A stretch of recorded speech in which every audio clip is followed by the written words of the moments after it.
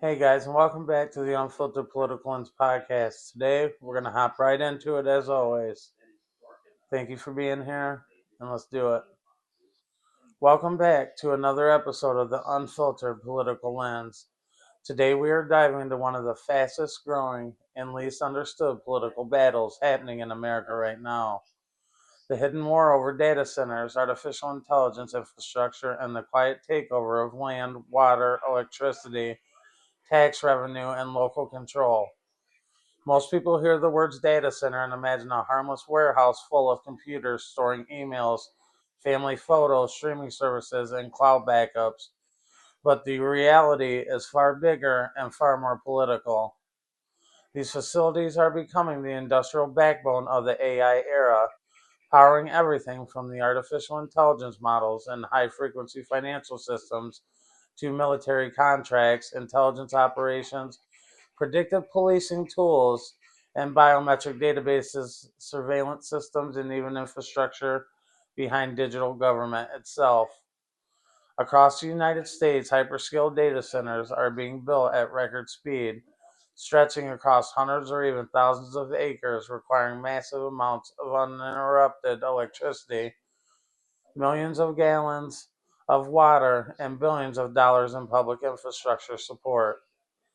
In many communities, the residents are not finding out until the land has already been purchased. The zoning fights are already underway and the political pressure to approve them has already begun. That is why more people are starting to call this America's silent land grab, because what looks like simple tech expansion is actually a major shift in who controls the future of local America. Artificial intelligence changed the scale of everything. Traditional internet infrastructure needed data centers for websites, email, cloud storage, and entertainment platforms.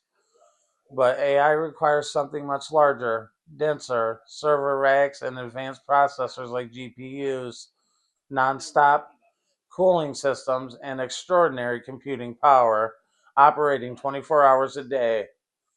Large language models, military analytics, cyber defense systems, and facial recognition platforms, financial prediction systems, and autonomous technologies all depend on this kind of infrastructure. The United States already has thousands of operating data centers with thousands more planned or under construction, and experts believe that number will rise dramatically even the next decade because governments and corporations see the AI race as the next great economic and geopolitical battle. Whoever controls AI infrastructure controls not just business profits, but the military advantage, intelligence superiority, and long term political influence. These are no longer just technology buildings, they are a new industrial empire, and communities are beginning to realize they are hosting far more than servers.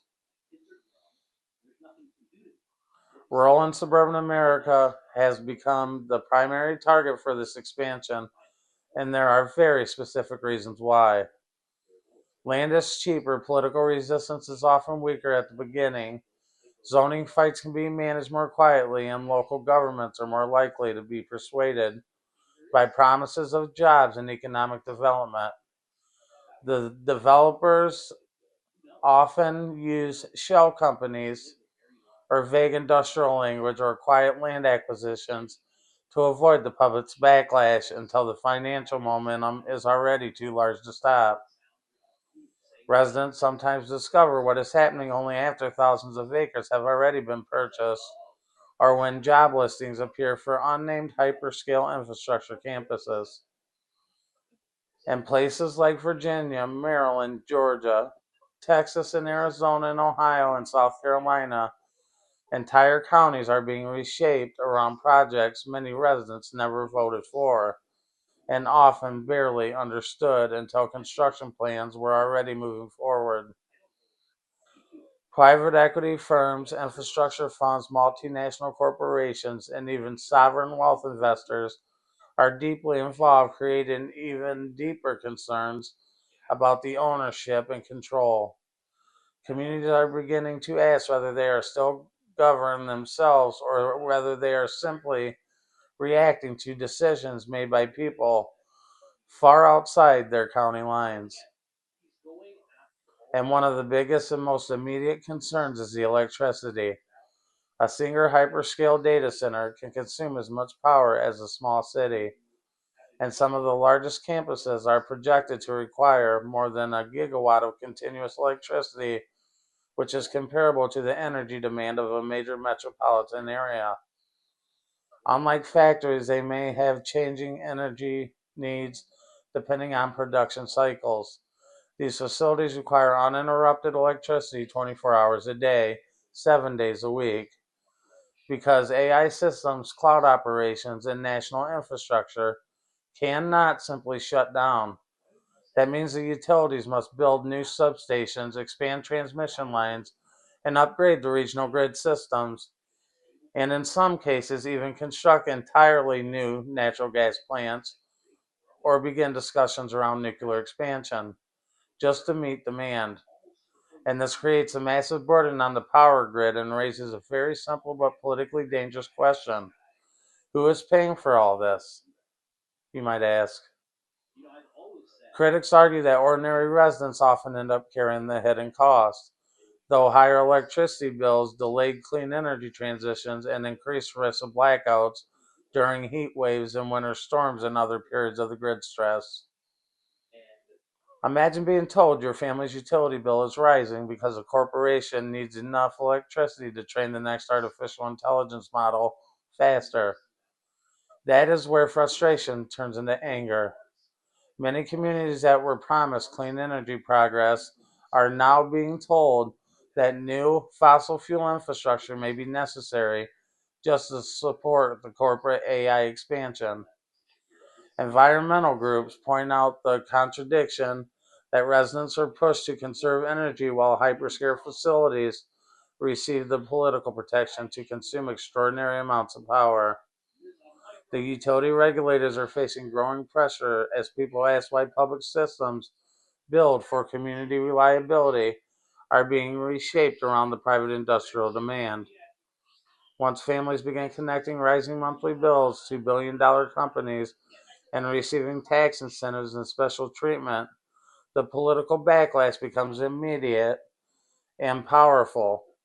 This is no longer a technical issue, it becomes personal the moment it hits someone's wallet. Water is the second major battlefield I want to talk about, and in many places it may become the more explosive one. These facilities generate enormous heat, and many rely on evaporating cooling systems that can consume millions of gallons of water every day, especially in hotter climates like Texas, Arizona, Georgia, Nevada, and parts of the Southeast. In drought prone regions and agricultural communities, the residents are asking why local aquifers should be sacrificed for the corporate's expansion, while families, farmers, and small businesses are being told to conserve. Imagine a farming county restricting agriculture water use while approving a hyperscale AI campus with a permanent industrial consumption measured in millions of gallons per day. That is not just an environmental issue, it is a political betrayal in the eyes of many local residents. Water fights become emotional quickly because people can tolerate abstract conversations about cloud computing, but they will not tolerate losing access to the resources their families depend on to survive. Environmental groups argue that public reporting on water usage is often incomplete and long term aquifer studies are limited. And once the industrial scale water consumption becomes permanent, there's no easy way to reserve the damage. Communities worry that once a facility is approved, the demand becomes politically untouchable because the economic strategic interest becomes too large, and local residents often feel they are being asked to trust promises without any transparency. And they are told the impact will be manageable, but they also know if those promises are wrong, they are the ones who will live with the consequences, not the executives who approve the project from another state. And this is where the debate stops being about development and it starts becoming about survival. Then comes the issue of taxes and the subsidies, which may be the most politically explosive part of the entire conversation. Data centers are almost always sold to communities as engines of prosperity.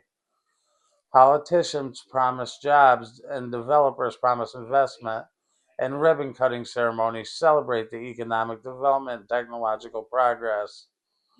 But critics argue that the numbers often do not match the sales pitch. Construction creates temporary jobs, yes, but once the facility is completed, many hyperscale campuses operate with a surprisingly small staffs compared to the massive amount of land and energy and tax support they receive. A facility that dominates hundreds of acres may employ far fewer long term workers than a manufacturing plant, logistics center, or other industrial projects using the same footprint.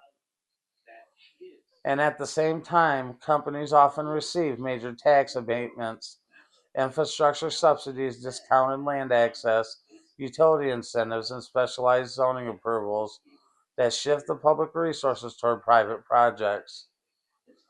In some of the states, billions of dollars in tax exemptions have been granted, while local schools, roads, emergency services, and public infrastructure remain underfunded.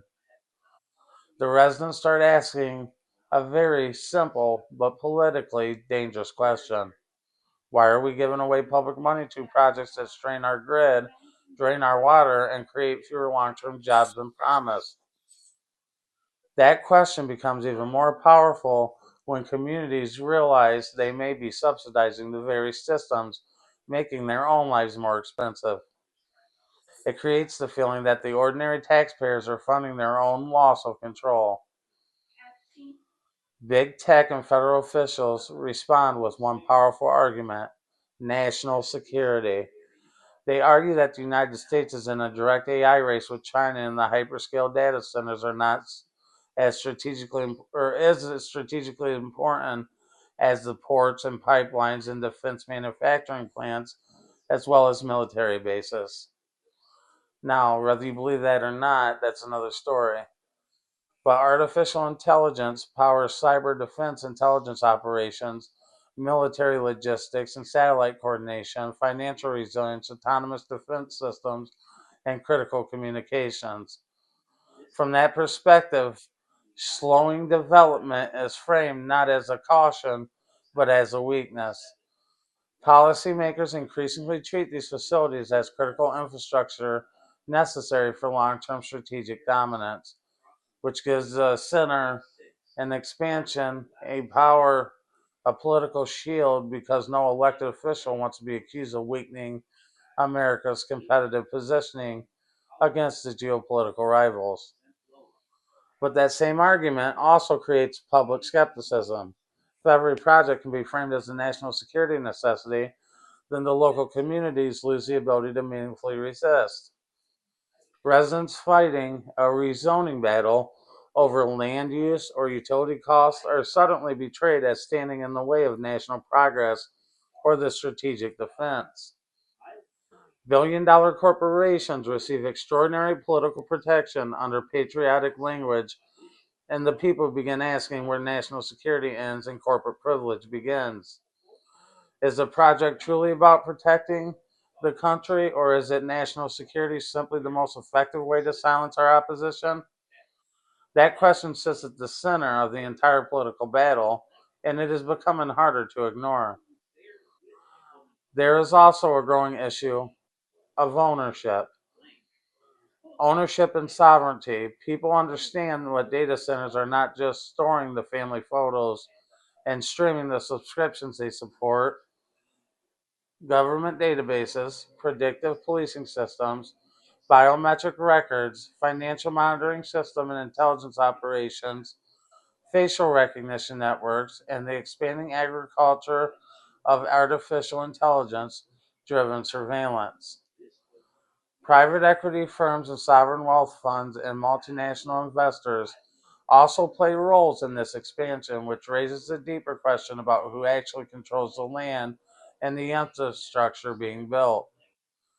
If critical digital systems depend on land shaped by the outside investors and powered by local taxpayers and protected under federal strategic priorities, many of the communities start to feel like they are becoming tenants inside someone else's strategic blueprint. And this is where the conversation becomes more philosophical. People can begin asking what kind of country they are being build, like what country they're helping build.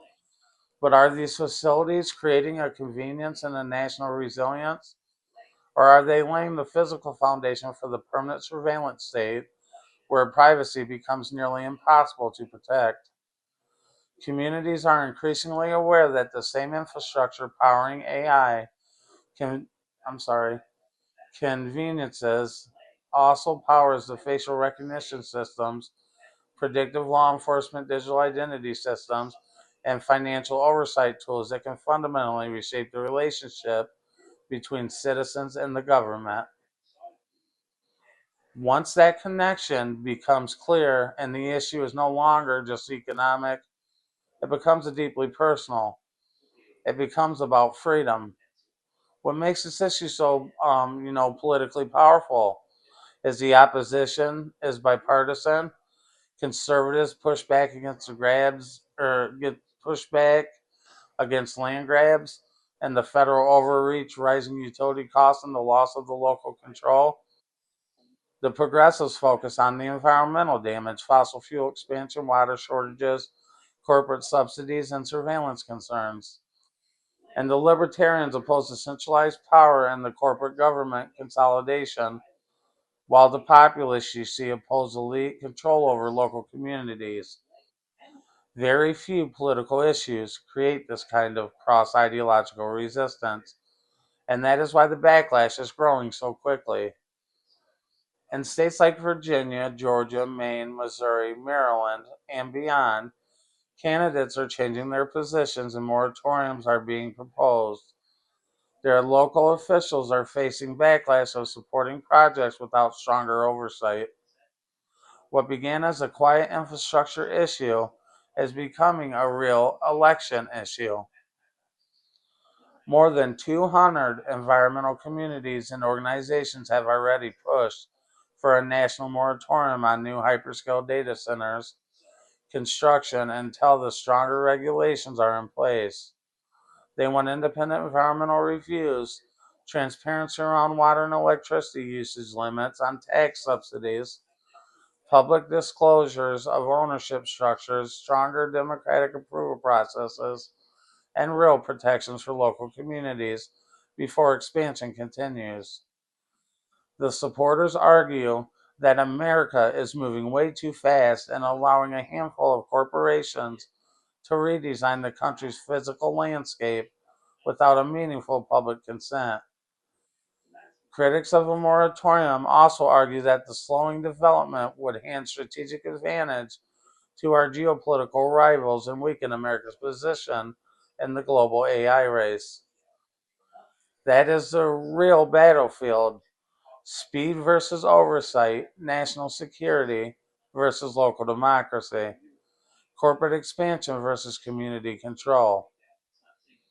At its core, this is not really about computers, it is about power. Who controls your town, your electricity, your water supply, and your tax dollars and your land? It is about whether progress means public benefits or private control, and whether ordinary Americans still have a voice when billion-dollar interests arrive in the county line with promises of jobs and warnings about the national security. The next major political revolt in America may not begin in Washington or on cable news or during a presidential election. It may begin in a small town at a zoning meeting where the ordinary residents stand up and ask one simple question: why are they buying all this land?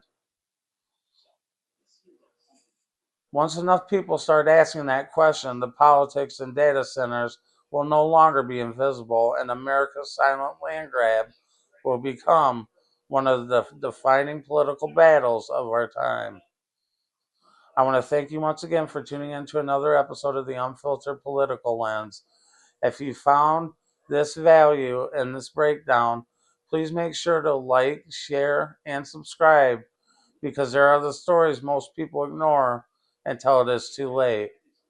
We'll see you in the next episode, and as always, peace.